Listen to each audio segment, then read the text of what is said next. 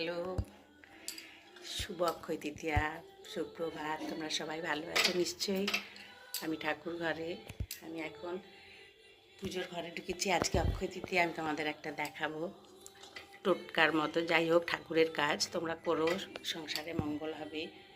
আমাদের এটা মানে মেয়েদের এটাই আমাদের করণীয় করতে হয়। আচ্ছা, তোমাদের দেখাই। এই দেখো, হলুদ মেখেছি, আর এই যে দেখেছ স্বস্তিক চিহ্ন আমার এতে করা আছে। হলুদটা দিয়ে গঙ্গা জলে মেখেছি। গঙ্গা জলে মেখে প্রথমে দিয়ে দিয়েছি, তারপরে আবার একবার দেখাচ্ছি তোমাদের। গঙ্গা জলে মেখে আমি পুরো স্বস্তিক চিহ্নই বছর বছর সারা বছরই আমার থাকে এটা। আর এই অক্ষয় তৃতীয়ার দিনে আমি এটা আবার আঁকি। হলুদকে গঙ্গা জল দিয়ে, গঙ্গা জলে মেখে আমি এটা আঁকি। ঠাকুর ঘরে তোমরা আঁকো পূর্ব দিক আর উত্তর দিকে, দক্ষিণ পশ্চিম না। এরপর ঈশান কোণেও আঁকতে পারো একটা। তোমরা এটা আঁকবে।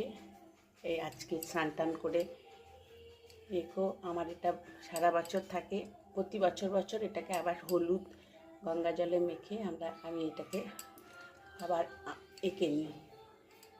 তোমরাও করো সংসারের মঙ্গল কামনার্থে। আমাদের এটা করণীয় কর্তব্য মেয়েদের। তোমরা নিশ্চয়ই উঠে গেছো, সকাল সকাল স্নান করে করছো। দিদি মামাসিরা এবং বোনেরা তো এত সব কিছু করতে পারে না। এই স্বস্তিক চিহ্ন, এটা হচ্ছে আমার উত্তর দিকে ঠাকুরঘর, এটা হচ্ছে আমার ঈশান কোণ, আর এটা আমি পূর্ব দিকে আঁকলাম। দেখো, পূর্ব দিকে এঁকেছি, এটা এঁকেছি এরকম করে স্বস্তিক চিহ্ন। এটা থাকবে, অক্ষয় থাকে। আজকে অক্ষয় তৃতীয়ায় যেটাই করবে সেটাই আমাদের জীবনে অক্ষয় হয়ে থাকবে, তাই না বন্ধুরা? তোমরা সবাই করো। কেমন লাগছে বলো, তোমরাও করো। আমি তো করছি পুজোর, তারপরে এবার পুজো করবো এটা এঁকে। আর এমনকি আমার এটা নিয়ে আমি কেটেও দেবো। দেখেছো, এটা আমার উত্তর দিকে ঠাকুর ঘর, তো জানোই এটা উত্তর দিকে। এটা ঈশান কোণে আমার ঠাকুর ঘর।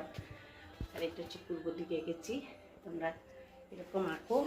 আজকে আঁকাটাই আমাদের কর্তব্য, করতে হয়, অক্ষয় থাকে। ঠিক আছে, আমি